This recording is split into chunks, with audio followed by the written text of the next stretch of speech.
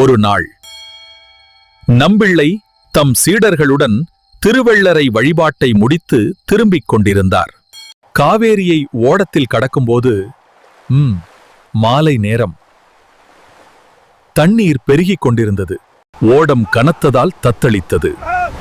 ஓடக்காரன் கூறினான், ஒருவர் குதிக்கவில்லை என்றால் அனைவரும் ஆபத்து. ஆனால் யாரும் தண்ணீரில் குதிக்க முன்வரவில்லை.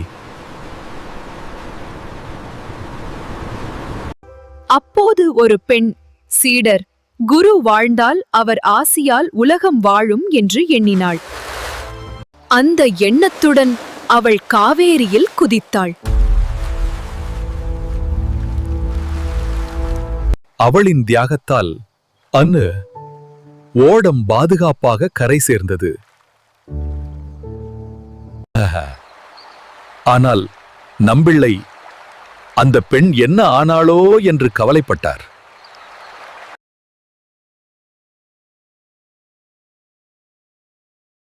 But the river placed her on a bed of reeds. She was safe. Swami, I am safe, she said, as she bowed down in reverence.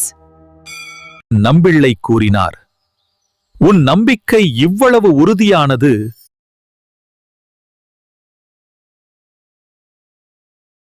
குரு மீது உள்ள உண்மையான பக்தி உயிரையும் தியாகம் செய்ய வைக்கும்.